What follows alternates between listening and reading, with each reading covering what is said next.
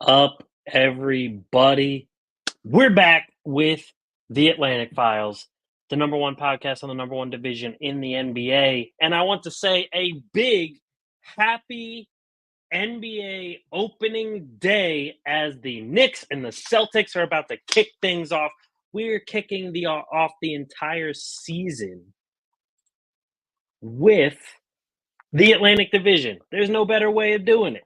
So, with that being said, we are going to jump into the intro here, and we're just going to get right into this because we're talking previews, predictions, all of that. So, let's just jump right on into the intro and we'll get into the episode. Welcome to the Atlantic Files, where humor and vibes collide. Nets and Sixers, the king of the court, jokes that hit you one more. Atlantic Division, we own the scene. Comedy, food talk, every routine. Mike Bash, Klaus and Fishbein on the mic, making you laugh every episode right. Game is strong, court to kitchen, we're never wrong. You know what time it is, it's time for the Atlantic Files. What's going on, everybody? Welcome back to the Atlantic Files, the number one podcast on the number one division in the NBA, brought to you by the Underdog Sports Podcast Network. As always, joined by your host, myself, Alex Fishbein. And this week, the NBA is back right now. I just saw the tip-off of the very first game, Knicks versus the Celtics. If any of you are watching the live stream while this game is on right now, look, mad respect. I love that so much. If you're not watching and you're waiting to watch this after the fact, I totally understand because it's the very first game. Everyone's hyped for it. Even if you're not a Knicks and Celtics fan, you're just hyped to see NBA basketball back on the TV. It's just a great time in general. Already started scoring buckets on both ends, 3-2 right away on the first two possessions for each team there. So this game should be a fun one, especially on banner night. They get their rings. They raised up the 18th banner for the Celtics franchise. They became the most winningest franchise in NBA history. So Lakers fans are going to have a lot to say about that one. So that will be something to watch for. But with that being said, we've been doing a bunch of previews to get ready for the season after we took an off-season break this year, this time around this year. And so we did the entire Western Conference. The last episode, we did the final two Western divisions. So, of course, we have to get into the Eastern Conference. Obviously, something very near and dear to our heart here at the Atlantic Files, being an Atlantic Division podcast. So we will have our tier maker up for when we predict the standings of the divisions. So let me pull that up here in the background, get that going. And I'll have the game on in the background. So if anything of note happens for any of you that might be watching the live stream at the same time, I'll be able to shout that out if you don't have the game on along with the stream. But probably better to have both. I mean, just saying.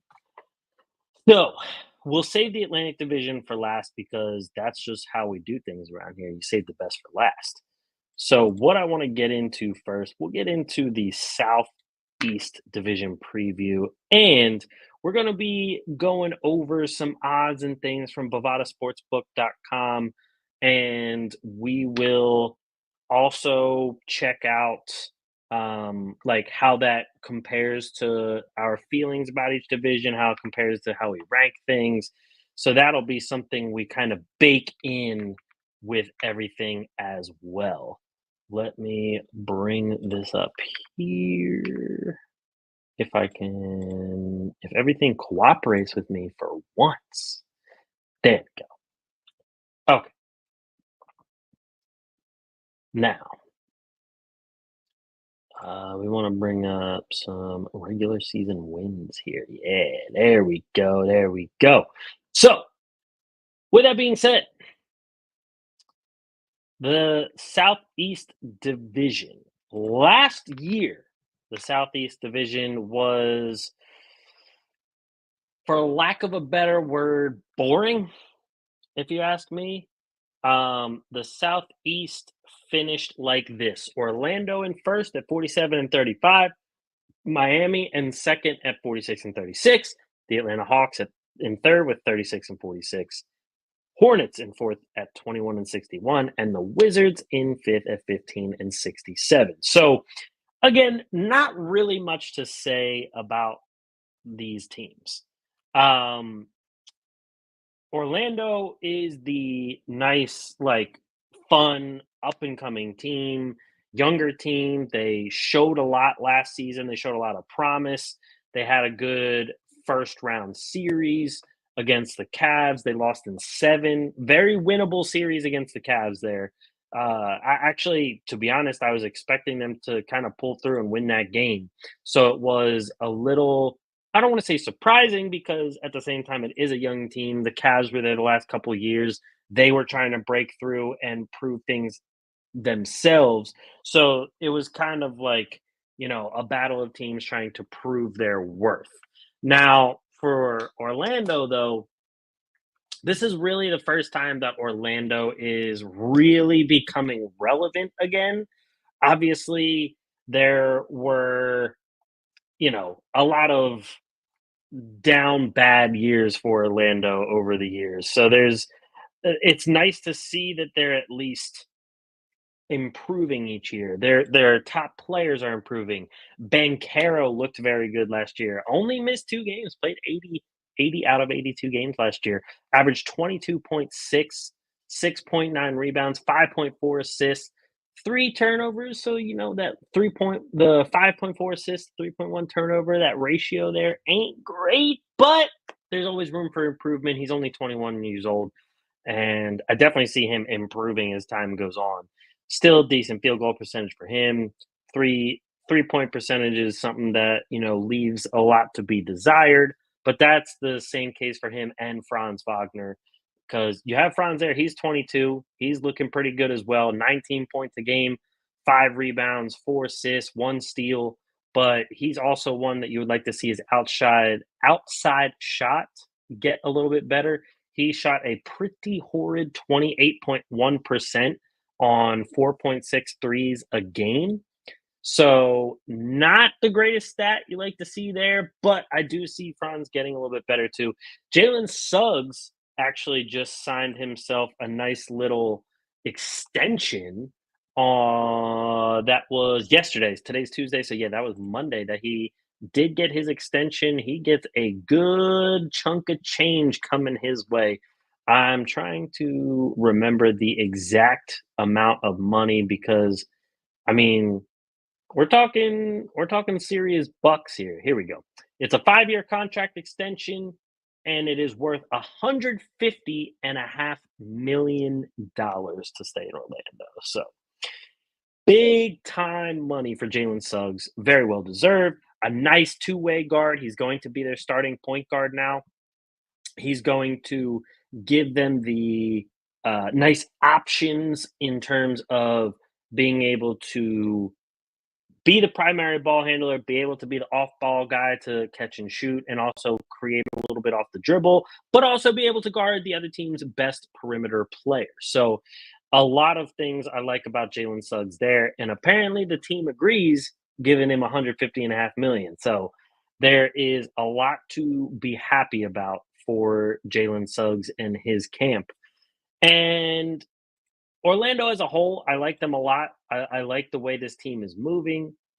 When the biggest thing for me is the big man spot, because Wendell Carter Jr., while I like his potential, he just struggles so much to stay healthy. And it's just one of those things that, like, while availability, the best ability, you can debate that kind of thing till the cows come home, but it is true that, like, you can be as good as you want, but if you're not on the court for over half the season, then you're not contributing to winning in a meaningful way.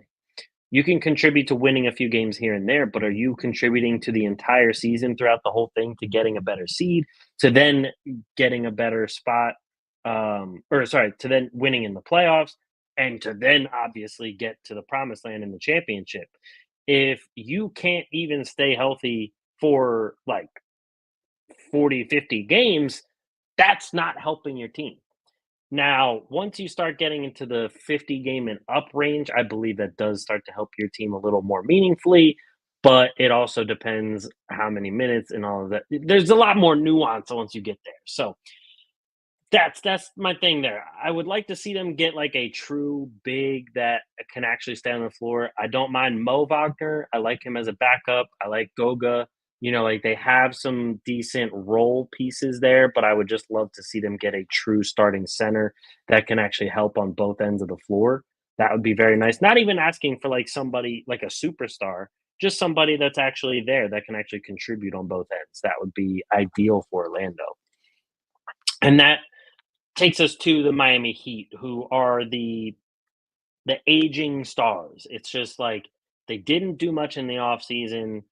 They still have Jimmy Butler, Bam Adebayo, Tyler Hero. They brought in Terry Rozier last year.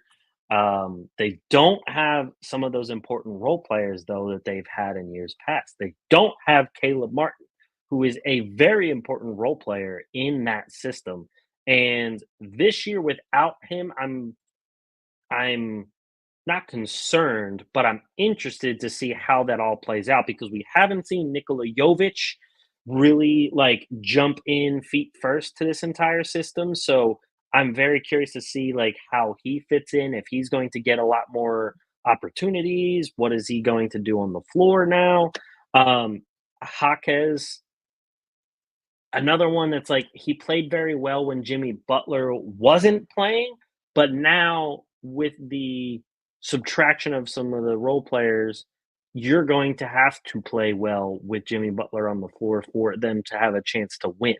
So, need to see some growth out of him. Duncan Robinson is always a big question mark. We know he can shoot. We know he's the team shooter, but can you give anything else? Because at the moment you start giving a little bit of everything else, you can actually stay on the floor a lot longer.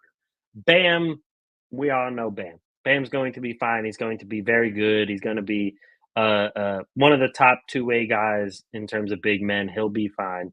Jimmy Butler, we got to see health wise what's going on there, if he can stay healthier more often than not this year. Terry Rozier, another one who not like his injury issues haven't been that often, but when he has them, they're usually very nagging and he's out for a lot. So I want to see how Terry Rozier stays out there and like really gels with everything. Josh Richardson had a bunch of health issues the last couple seasons, so hopefully he's back and good to go. Kevin Love up there getting into his 17th, I think, season in the league. So more power to Kevin Love. Love seeing him hoop.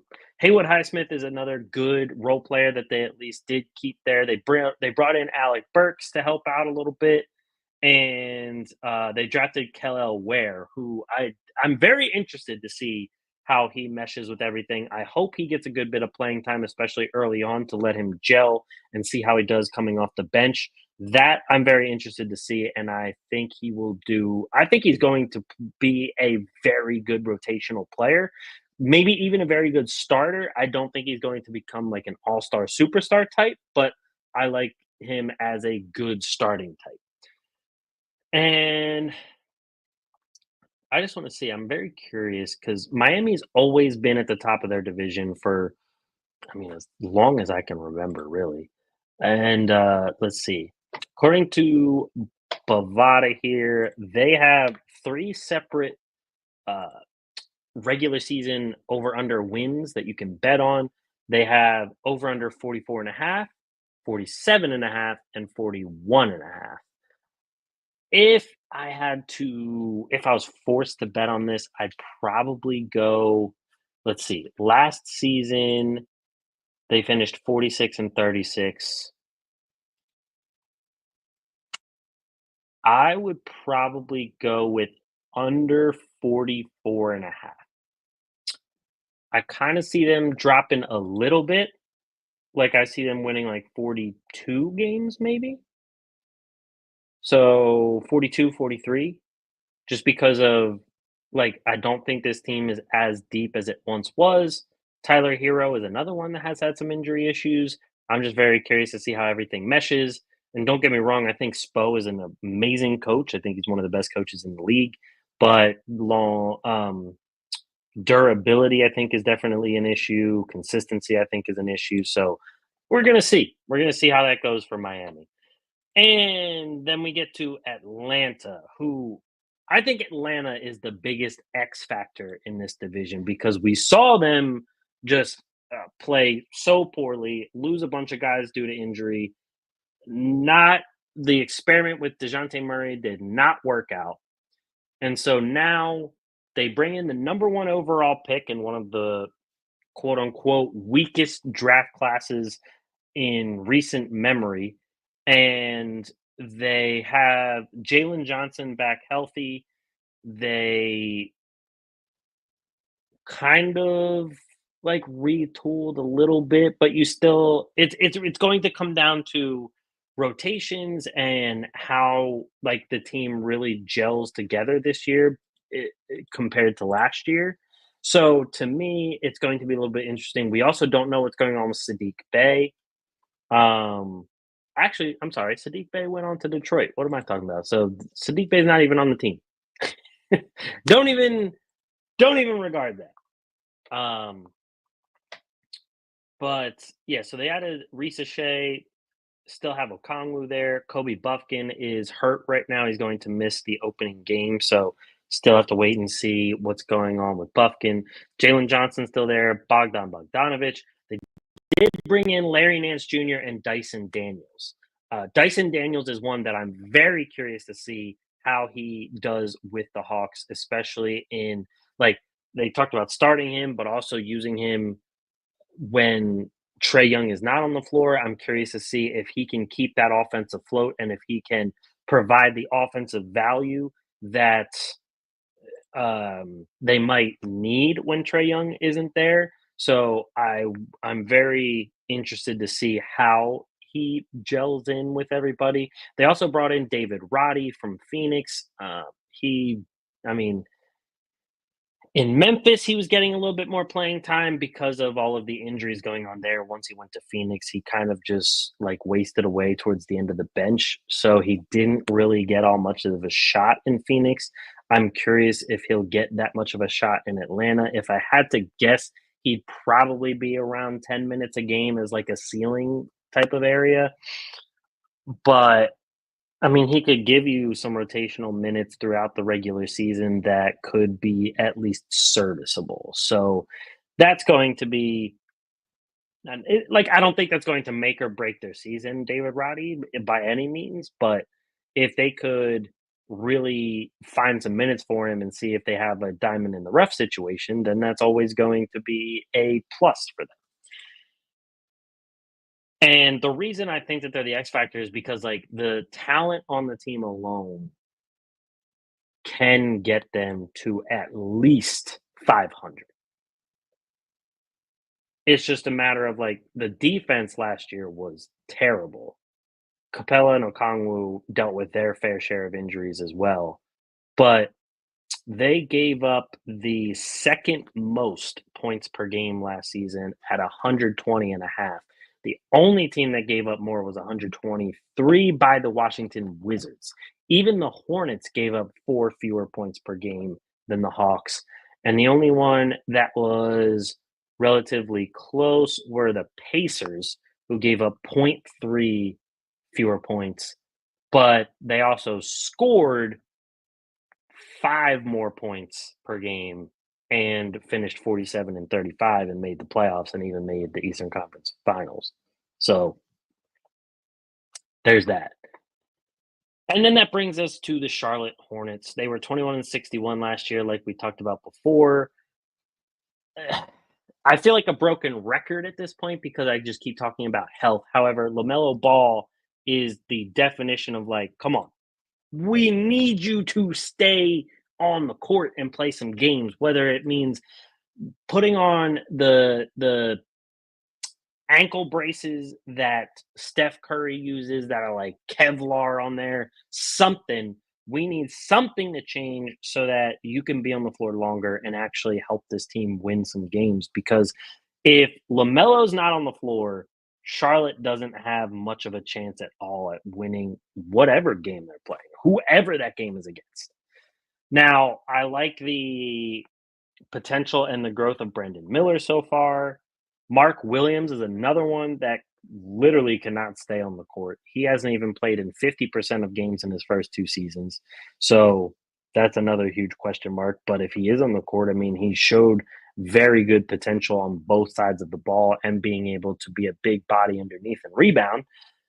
And then they did draft Salon, who it depends how many minutes he gets, but we'll see exactly what goes on with him. They did bring in Josh Green from Dallas. Not a bad move because you can at least, give him kind of enough free reign to grow and try and get a little bit better rather than in Dallas where you have guys like Doncic and Kyrie and all these sorts of guys that make you a competitive team right away. So you don't have that type of freedom to like make your mistakes and learn from them. Trey Mann is one of my favorite sort of under the radar guys.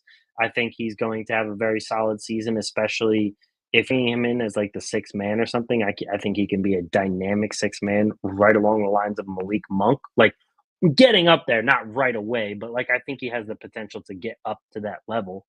And Grant Williams is still there. Vasily Micic, Nick Smith Jr. is another one that could use some more playing time to see how he turns out. Nick Richards will probably become the starting center again whenever Mark Williams gets hurt. And you still got one of the Martin brothers there. Cody Martin is there as well. So they have some. Oh, and Miles Bridges. He's also still there. So if LaMelo can stay healthy, usually him and Miles Bridges have a very solid connection, and that will probably be alive and well um, going through for them as well. So with that being said, let me bring up the tier maker here so we can do our Southeast Division predictions. Boop. There it is. So, as I said last week, we finished off the Western Conference previews. On the screen here, you can see how we predicted those divisions to shake out. If you happen to be listening instead of watching the video, um, Southwest, we have Mavericks in first, Rockets in second, Grizzlies, then Pelicans, then Spurs. Then in the Pacific, we have Suns, Kings, Clippers, Lakers, Warriors. Then in the Northwest, we have Thunder, Nuggets, Timberwolves, Jazz, Trailblazers. So let's take a look at. I definitely think Orlando's winning. Orlando's definitely winning the Southeast. That's just a. I think it's a foregone conclusion. Miami. Hmm. So I want to say Miami is second, but the Hawks have a shot at getting up there. I definitely think the. Oh, I didn't even talk about the Wizards, did I? Completely skipped right over the Wizards because they were at 15 and 67 last year. Really not much to write home about for the Wizards because it's the Wizards and they're in full gone tank mode. However, they have my boy Bub Carrington. I think he's going to do big things here as a rookie. They did also draft Alex Sarr, who has been like touted as like he should have gone number one for a long time. So there's he's battling some issues right now trying to get on the court for the opening night, but we'll see how that goes. I do like his potential. They still have Jordan Poole and Kyle Kuzma. Koulibaly is also still there. Or Koulibaly. Sorry, Koulibaly. I remember hearing that pronunciation somewhere, and I thought it was just funny, but it's Koulibaly. Then they brought in Marvin Bagley the third. There's not much for me to say about Bagley at this point. He is what he is. Uh, I think he's a solid backup big, but I don't think he's going to be much more than that. I mean, this is going to be like his sixth, seventh season in the league. So I just don't really, I'm not putting any sort of thought into Marvin Bagley this year. Johnny Davis still like the jury's still out on him. Malcolm Brogdon, we just need him to come back and play, and he'll provide some decent veteran leadership for some of the younger guards there. Corey Kispert just signed his extension, so he is in Washington for the foreseeable future. Keshawn George was another one, another rookie that they brought in, and Jonas Valanciunas will definitely be starting at center for them and probably helping along Alex Sarr, helping along some of those guys as well. With Sadiq Bey there, still coming back from his ACL tear when he was with Atlanta. So Washington is definitely still coming in last there. And third, fourth is where it could get a little dicey because, like, is LaMelo healthy? Is he not? And in Atlanta, is like, is Zachary Risachet going to give the Hawks the type of growth and potential that they want or not? Um, like, could the Hawks battle the Heat for that second spot? I don't really know. But I feel like all in all, I don't see the Hornets. The Hornets would have to make a huge jump because they were 21 and 61 last year. The Hawks were 36 and 46. And I think the Hawks can improve just based on like kind of getting a better fit of a team, moving on from DeJounte Murray and kind of putting together a more cohesive unit. So the Hornets would have to jump by like 15 some wins. So as boring as it sounds, honestly think that this division is finishing the exact way it did last season. But I just don't I don't feel confident enough saying like one team's going to finish higher than the other. The only thing that I'm super confident in with this division is that I think Orlando's finishing in first, and I don't think it's going to be that close of a race for the number one seed in the division. So, with that being said, actually, you know what? Let me check. I just want to see what Orlando's over under here is set at. So on Bovada, Orlando's over under, they have three of these again. So there's 47 and a half, 44 and a half, and 50 and a half.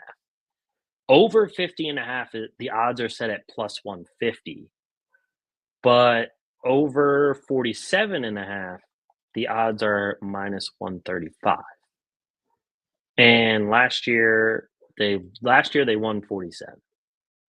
I would say if I had to bet on this, I would say over 47 and a half. I'm not as confident to say they're going to get over 50 wins. So I'm going to say over 47 wins for Orlando there and them winning the division. So let's jump into the Central Division here. We'll start knocking through divisions. And the Central Division, last season, we had the Milwaukee Bucks in first at 49 and 33, the Cavs in second at 48 and 34, the Pacers in third at 47 and 35, the Bulls in fourth at 39 and 43, and the Pistons in last at 14 and 68. So I can just put up the standings here too, just so we have something on the screen. There we go. So we'll just put Central there in the middle.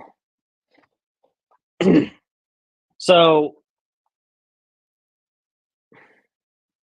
these three teams, the Bucks, the Cavs, and the Pacers, I think those three, the way that they finished, have the potential to be completely different.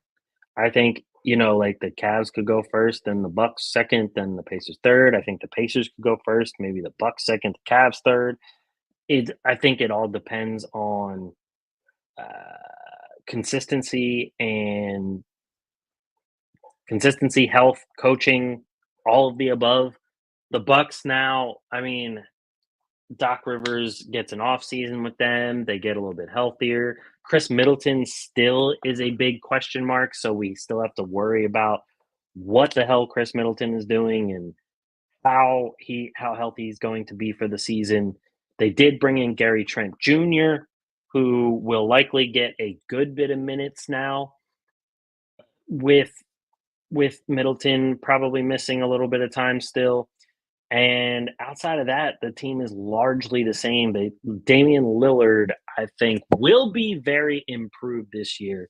He did go through a lot. The whole trade to Milwaukee, it's his first time playing on a different team in the NBA after what was it?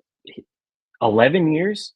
I think last year was his 12th season. So in 11 years, you then finally get traded to another team in the Midwest, not even. But on top of that, there were reports. Obviously, I don't know the validity of any of this stuff. I just know what the reports have said. But there are reports that he was going through a divorce and some personal issues and all sorts of things like that.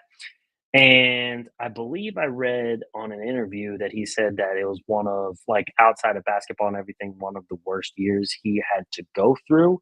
So now, as he's getting through all of that, he gets an off season behind him with the team. He gets to gel even more with this team. I think that Damian Lillard comes out as a very much improved version of himself, and that ultimately lifts the team to a little bit better of a ceiling than they had last year. But all of the important pieces of the team are aging, very much so. If I had to guess, they're probably one of the oldest teams in the league in terms of like their main rotation. Obviously, they got some rookies and stuff in there that are towards the end of the rotation right now. Who knows if they're going to actually get some playing time with Doc Rivers there? We know that Doc Rivers isn't the biggest fan of playing his rookies and young guys with promise all the time. We've seen that song and dance. Middleton, like I said, is always a question mark. Giannis is always good to miss some games. Damian Lillard is now, how old is Dame now? Dame is now 34 years old, so um, still a bit of an issue. Brooke Lopez getting up there as well. Pat Connaughton he'll be one of those guys that's like a fantasy streamer all the time because somebody's always out. Bobby Portis at least is like your consistent role player, get you some rebounds, get you some points, be a physical and emotional leader. They bring in Delone Wright, which is nice to shore up the rotation on the bench and everything. Taurean Prince is always nice to have as a role player on that squad as well. So you like to see that getting a little bit better too. By the way, score update, we're in the second quarter with 10 minutes left, and the Celtics are up 43-28 over the Knicks. I haven't been following like with a close eye as much, but it seems like they're obviously the Celtics like have the same exact squad, so their chemistry is going to be ridiculous. But yeah, the Bucks, I think they might be a little bit better. However, it all comes down to if they can preserve these guys, especially like through the entire season into the playoffs, if we're talking about playoff success. I just don't know with how much this team is aging. I don't know if they're going to continue to sustain the type of success that they've had. And like so last year they were 49-33. The year before they were 58-24. They were 51-31 before that. And 46-26 before that. And then 56-17 and 60-22. Like their best years are behind them at this stage. And there was a couple times in there that they didn't even finish first in their division, even though those were some of their best years. So I don't think that their best years in front of them. Cleveland, Cleveland kind of bores me, to be honest. It's the same old with Cleveland. They did bring in a new coaching staff, but it's just like it's starting to get old in terms of like, are you finally going to reach your potential? Are you finally going to reach the expectations that everyone has? Is Donovan Mitchell finally going to break through the ceiling and do something in terms of the postseason and actually like win some games in the postseason and win a series, win a series or two? Um, yeah, I just want to see Evan Mobley improve. I want to see Darius Garland improve because Garland had his issues alongside Donovan Mitchell there as well. They're still waiting for like a true wing player to add on to that team as well. They're just going to keep going with Okoro and Karis LeVert and hoping that does something in the playoffs that hasn't done before. A lot of same old thing there. The Pacers are the ones, just like I was talking about with Orlando in the Southeast, the up and coming team. They got the young star in Tyrese Halliburton.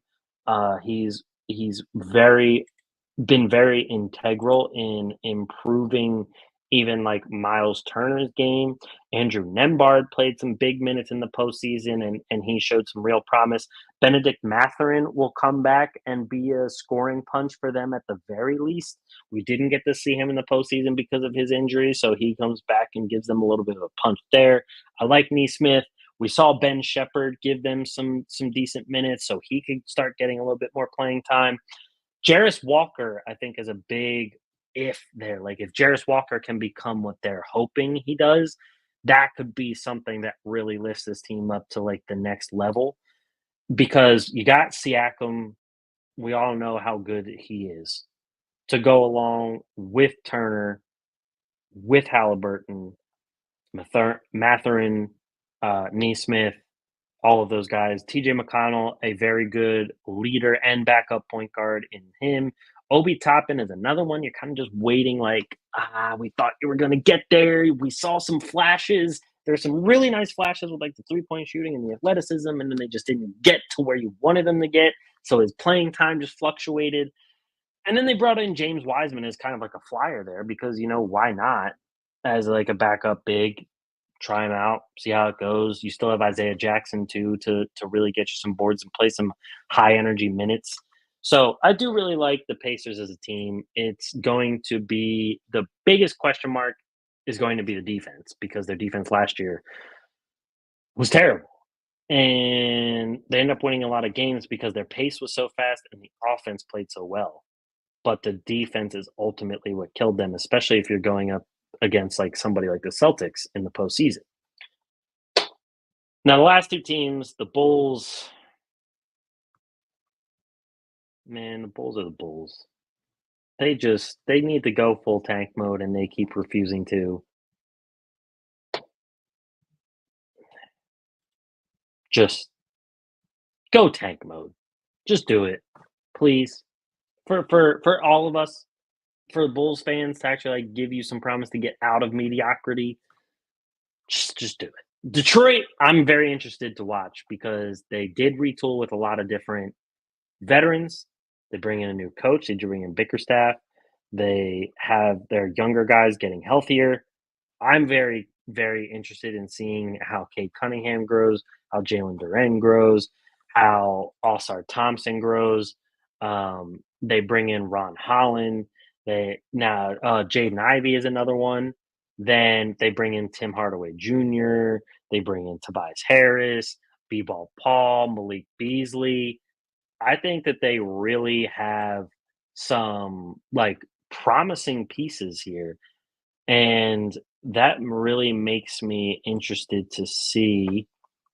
So Bovada has their regular season win over under set at 25 and a half, 27 and a half, 21 and a half.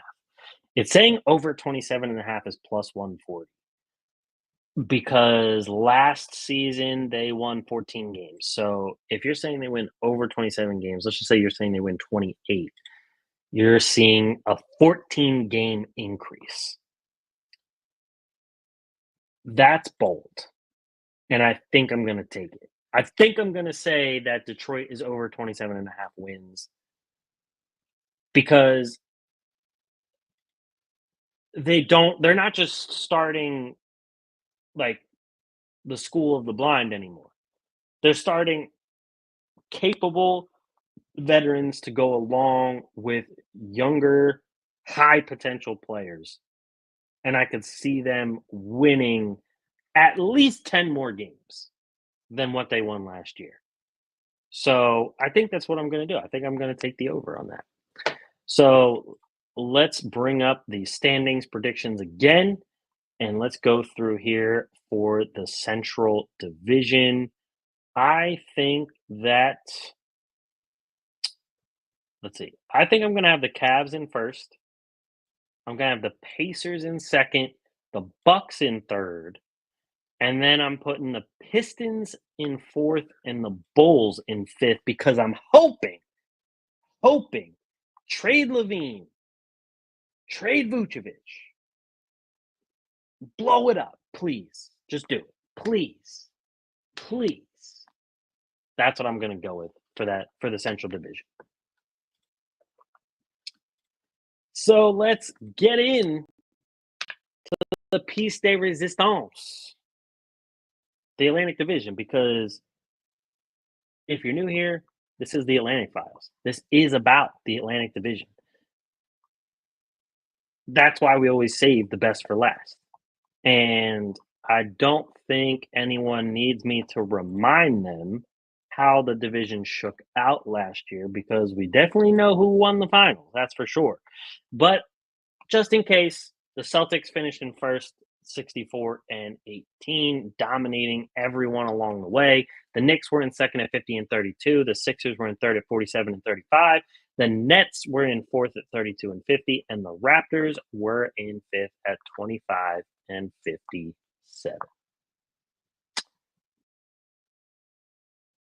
Yeah, we know the Celtics just dominated. The Celtics easily had the best roster, top to bottom. They were a ridiculously deep team. Their stars are obviously stars. The starters that weren't the stars were the best role players in the league. Derek White was like the Michael Jordan of role players, and Drew Holiday was like the Scottie Pippen of role players. And then to go along with it, you have Al Horford stepping up in every big situation possible. Kristaps Porzingis was hurt a lot of the postseason, but the times he played, he just all of a sudden took over sometimes. Then Jaylen Brown and Jason Tatum were just like unstoppable at a lot of times. Yeah, it's just, and they have the same team, the same team. They could really break the non back to back streak going on in the NBA, and it wouldn't surprise me if they did. And it pains me to say it because I don't want to say that about the Celtics, but I could see it happening because the team is literally the exact same. And the only people that I'm like, they're getting a little old, are like Horford, Drew Holiday, and like that's it. Like the rest of them are all still like in their like athletic prime area. And so I don't see them really like taking a step back at all. As I say that, Jason Tatum hit the three to put them up 20 with 5.5 minutes left. The Knicks are just looking kind of helpless out there, to be honest. But with that being said, that brings us to the Knicks. And I don't know. I sort of, obviously, this is a half of basketball into the season, but I sort of like the vibes for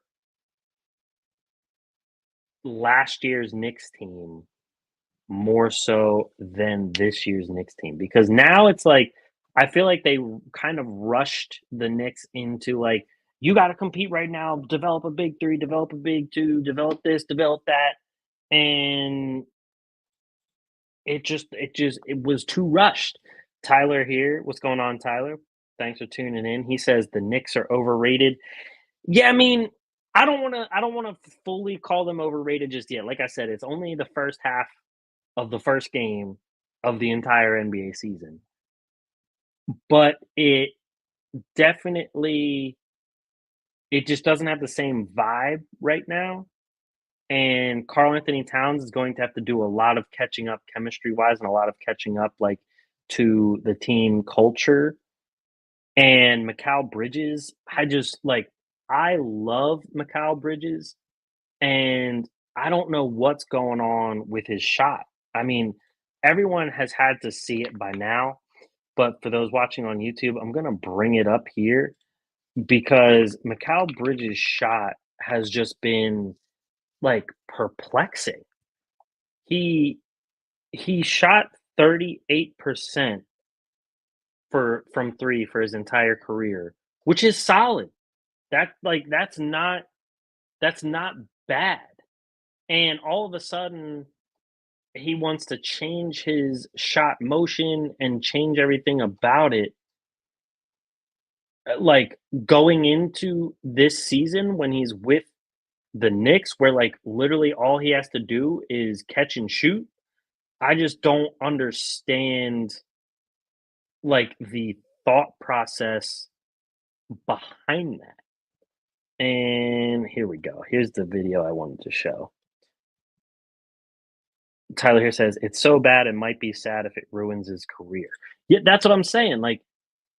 He was making a career of being a super role player kind of guy. I agree that the whole making him the number 1 or even number 2 option is not the thing for him, but for, like, everything else, I thought he was great.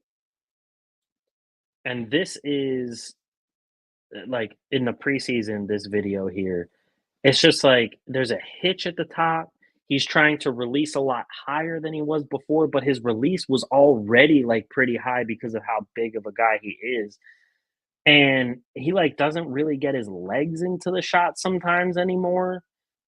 It's just so odd to me. I just don't understand the thought process behind changing it. So if that continues, that kind of sinks everything that the Knicks were trying to do, to be honest with you. But anyway, I digress. I move on to the Sixers. Look, the Sixers are another team that are so dependent upon health that it's ridiculous. Joel Embiid's already ruled out for the first week. Paul George is ruled out for the first game. So right away, opening night when they play Milwaukee, they don't have 2 of the big 3, and we're going to see how deep the team is because you're going to see how the role players are. You're going to see Drummond.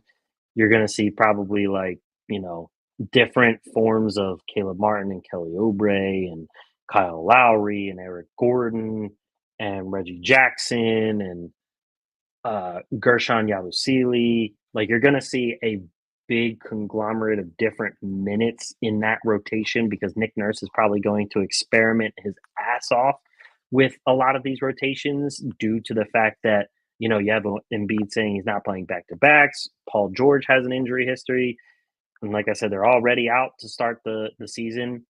Which I gotta say, I'm surprised Sixers fans, like honestly, Sixers fans. If we're being real about this conversation, every Sixers fan should have known that Embiid probably wasn't going to play opening night. The Sixers talked about him being on this whole ramp up situation. The moment you hear those terms ramp up, automatically just take away game 1 of whatever timeline that is.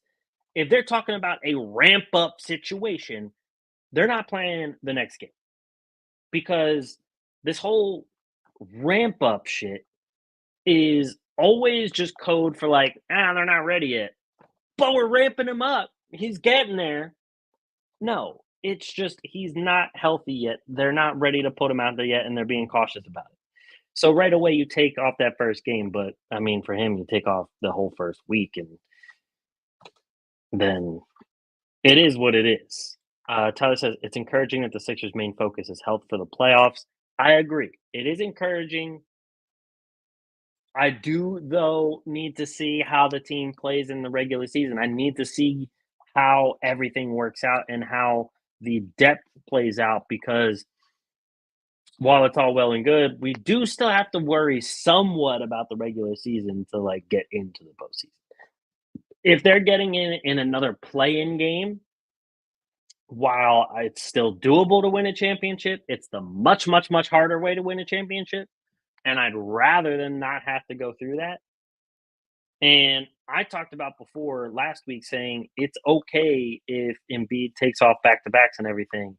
It's just the thing that's not okay to me is how shady the Sixers seem to be with reporting on injuries, especially regarding Joel Embiid, because over the years, it has never felt like they have actually said, hey, this is what's wrong with Joel. He's going to be out this range of weeks and leave it at that. There has never been once that it has felt like, oh, he's a sprained ankle. He's going to be out for 3 to 4 weeks. Okay. It's always been like, oh, well, he hurt his ankle, but it's like could be a sprain, but it's not confirmed to be a sprain. It might just be a minor sprain, but like also a major sprain. And he could be out 3 to 4 weeks, but he also might be out 8 to 9 weeks. And he also could be out like 2 to 4 days. But we're going to reevaluate in 3 weeks. And then we're going to reevaluate the reevaluation in 6 weeks. That's what it's like listening and watching all the reports and updates on Sixers injury reports, not just for Embiid, for the entire Sixers team. And I'm just baffled at how dumb it sounds every time and how shady it is. And I know the Rights to Ricky Sanchez guys talk about this a good bit of how shady that their injury reports are, but it's just weird to me that this is still going on when we have him coming out saying, I'm probably not playing back to backs. So just say what the hell's going on. It's just stupid at this point. It's dumb. Tyler says, what if their doctors sucks and they truly don't know? That would be a very Sixers thing. So I could see it. Honestly, I could see it. There's no surprises with the Sixers anymore because whatever is the dumbest possible thing to happen will happen for the Sixers. And so, real quick, the Brooklyn Nets and the Toronto Raptors, they're both in different stages of their rebuild. Brooklyn is finally getting like to their bottom part of the rebuild after trading away Mikal Bridges. They're finally hitting the floor so that they can finally come back up in a good enough draft class because the next draft class, you got Cooper Flag, Ace Bailey, Dylan Harper, a bunch of different really good prospects coming into that draft class. So they are tanking for the right reasons in this class. The Raptors added some more young pieces to their team, and I like what they got going on so far there in terms of Scotty Barnes, Emmanuel Quickly, RJ Barrett, Grady Dick, Jakob Pertl. Like they have some nice foundation blocks there going on. So what I will do is bring up the division predictions for the Atlantic, and we have it right here. So our last division predictions for this season: Celtics definitely coming in first. Knicks, I think, are going to become in second yet again. Sixers are going to come in third because I just don't. You know what? Screw it. Sixers are going to come in second. Knicks are going to come in third. Raptors in fourth. Nets in fifth. I'm doing it. I'm saying the Sixers are coming in second because usually I just go with the whatever the worst answer is. But for once, I'm going to go against my normal gut feeling and I'm going to go with them in second. And we're going to see how it goes. We're going to see how it goes.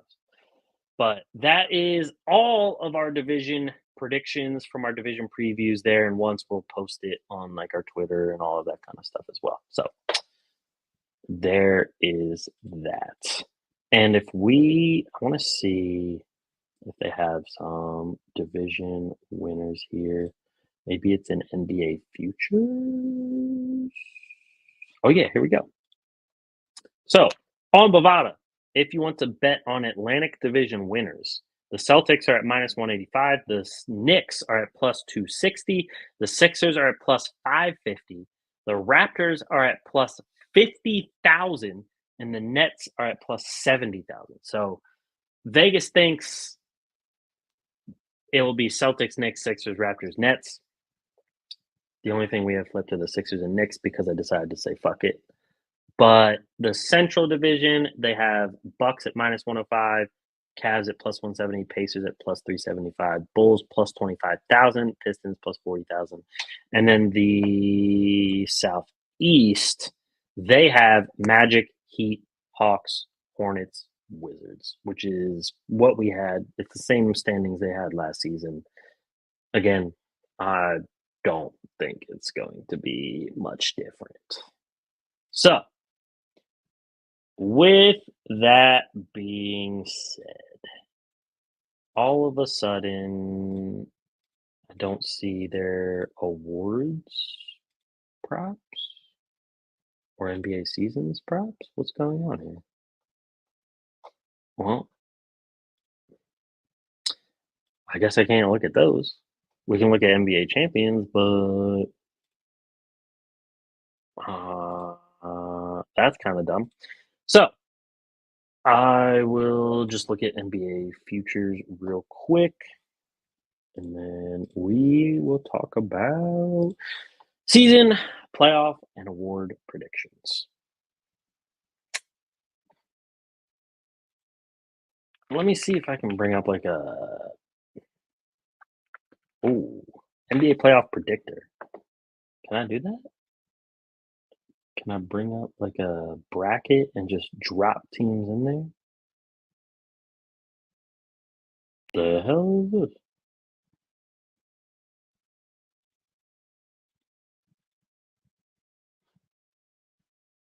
I don't I don't even know what's going on here.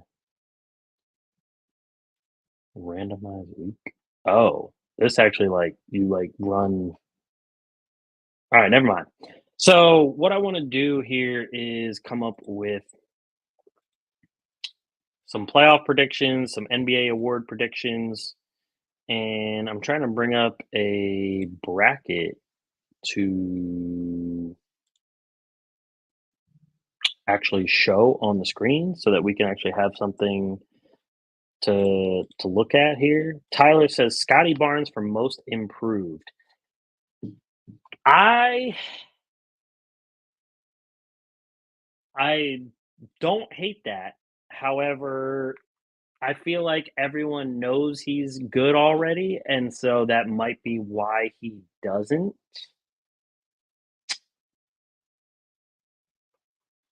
Win. Aha, bracket maker. There we go. Maybe I can do this. Doop, doop, doop, doop, doop, doop, doop, doop, doop, doop, doop. The fuck? What? What? What? I just don't think Scotty is going to be as good as not going to be as that's not what I should say.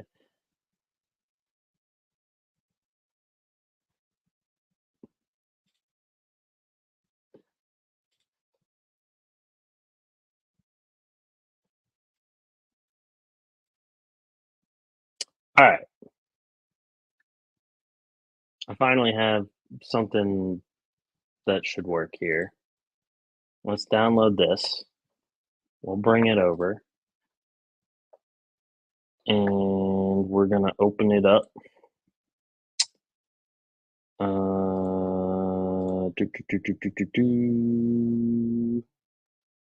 By the way, for those that might want a score check, Celtics Knicks are at halftime. And it is 74 to 55 Celtics. Tatum currently already has 25 points. Holiday has 10, 3 and 3. Derek White has 11, 2 and 2. Brown has 12, 5, 1 and 1. Sam Hauser has 5 points and 5 rebounds off the bench.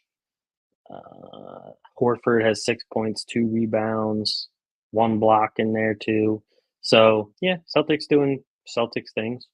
55% from the floor, 53% from three, and the Knicks are 57.9% from the floor, but 28% from three. No, Mikal Bridges is 0 for 5 and 0 for 4. He has zeros across the board except for 2 assists, and he's a minus 17 along with Miles McBride. But McBride has the second most points on the team at 14 points. Brunson has 15, 2 assists, 1 rebound. So that's where we're at with the current game going on. This printable brackets thing is ridiculous because they had fill-in areas for the semifinals, but not fill-in areas for like the first round. That just doesn't make any sort of sense. And that's last year's playoff bracket, so that doesn't even help. All right. Apparently, I just can't. I can't make just a bracket. So let me just bring up the tier list here, and we'll go from there.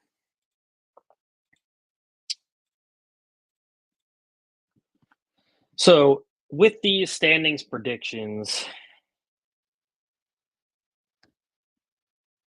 out of the East, I see the Celtics being the number one seed again, especially if you're putting them up against the Cavs and the Magic as the winners of the three divisions.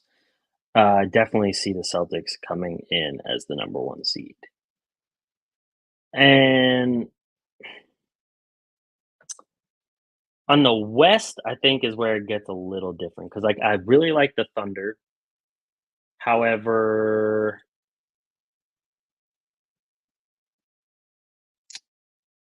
I don't think that the Thunder, like, I don't think they're as concerned with the number one seed anymore. So I think that they could just kind of drop to like second or third just because they now have a little bit more experience. They're like, look, we can go, we're not going to go all out in the regular season because we have the postseason to worry about. So they might not hit that number one seed again. The Suns, they just need to put everything together for that team to really take off. So Tyler asks, is McBride going to be good this year? I think McBride will be solid. I think he'll be a very good off the bench piece because they really, I mean, A, they really need him to be, but B, I think that especially when you don't have DiVincenzo, I think he's going to have to do a lot of what DiVincenzo did for the team. So I think McBride will be pretty good. I'm not saying he's going to be like a superstar or anything, but I think he's going to be solid. But for the Eastern Conference, I'm saying the Celtics get the first seed. I'm saying the Magic get the second. I think the Cavs get third. No. Yeah. Actually, you know what? I take that back. I still think the Celtics get first, and I think the Magic get second. However, hmm,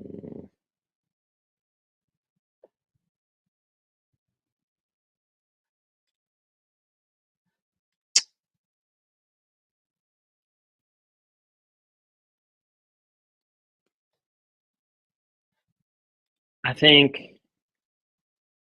trying to do some math in my head. I'm gonna go with the Magic at second,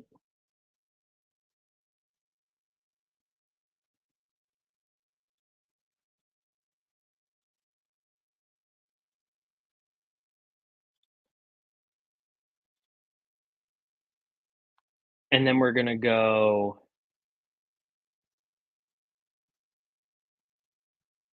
Sixers. No, Cavs third seed, Sixers 4, Knicks 5,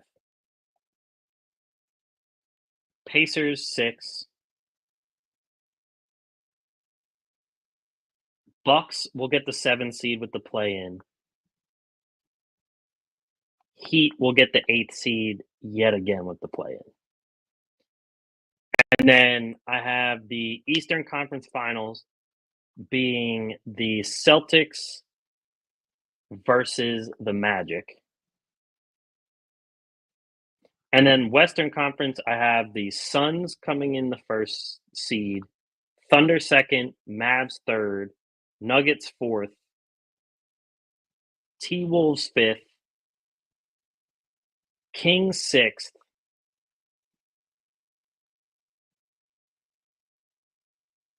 I do think I want to drop the Clippers down actually to fourth and put the Lakers here up in third. So I'm going to say Suns first, Thunder second, Mavs third, Nuggets fourth, T-Wolves fifth, Kings sixth, Lakers seventh, Rockets eighth in the West. And I'm going to say Western Conference Finals is Thunder versus the one will play what? The 5 versus the 4. Yeah. Thunder versus T-Wolves.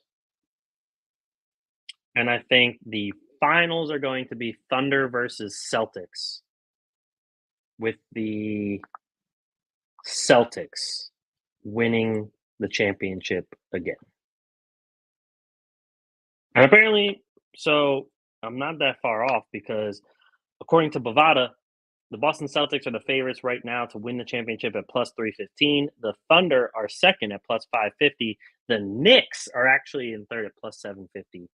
Then you got the Nuggets, Sixers tied at 1,000. Then the Mavericks, T-Wolves, Bucks, Lakers, Suns, Warriors, Grizzlies. Yeah, I didn't even have the Warriors making the playoffs, but that's why we do these things, because we're rarely ever right. So there's our playoff predictions. Award predictions, I'm going to go fast through these because, I mean, again, these things are rarely ever right. But I'm going to say MVP, I think, is going to be the hard one, to be honest, because I don't think Jokic is going to get it again. I don't think Embiid's going to get one. I don't think Tatum's going to finally get an MVP because the Celtics are just such a good all-around team. So I think my MVP this year is going to be, I think I'm going to pick Anthony Edwards for my MVP. Anthony Edwards is my MVP. Defensive Player of the Year, I'm going to go with Wembanyama. I was gonna kind of make that one spicy, but I think I'm just gonna go with Wemby there because he was already close to it last year as a rookie, and he's going to be even better. He's already stronger and everything in his second year, well, coming into his second year. So I think we're gonna go with Wemby for Defensive Player of the Year. Sixth man, I think I'm going to go with. It's hard because you have to figure out who's not going to like then move up into the starting spot long enough to be sixth man of the year. You know what? Just because we talked about it, Tyler, I'm going to say sixth man of the year is actually Miles McBride. He didn't start this, did he? I should probably check that first. Yeah, Mikal Bridges is the starter. So yeah, I think I'm going to go Miles McBride as kind of like a left field sixth man of the year, and we're going to see how that goes. And then what am I missing? Coach of the year is always just dependent on whatever. Coach of the year, I'm gonna give to. Oh, I know who I'm gonna give it to. As long as I'm thinking straight. Let me just make sure. I just want to double check. Yeah, Budenholzer. I'm gonna go Budenholzer as coach of the year. Now that he's with the Suns, If they do better than they did last year, I could see him being coach of the year. And then what was I missing? Most improved. Most improved. I'm gonna go with. I had a few people in mind for most improved, but if I have to choose one, ooh, there's a lot of people for most improved that I like. There could be like Jalen Johnson is one I was thinking of. He's a popular pick for most improved. There's also I'm just trying to think of some guys that also like will step into some more playing time that they might not have had in the first place.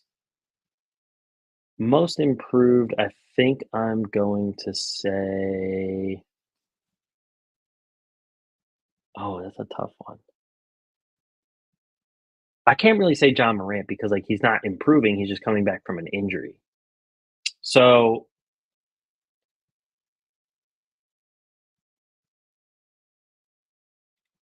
I think I'm gonna go with.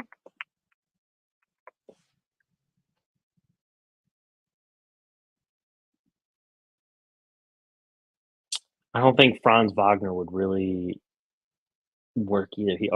He's already averaging like 19, 5, and 4.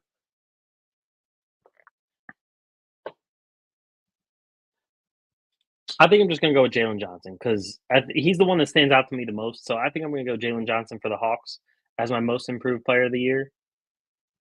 And then I think that's all the awards. I don't think I'm missing anything. I just want to make sure I'm not missing anything.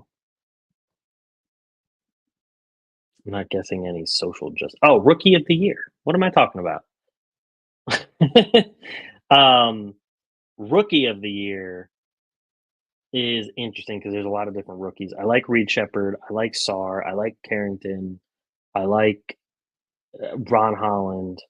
I like Buzelis from Chicago. If rookie of the year, I'm going to go. Give me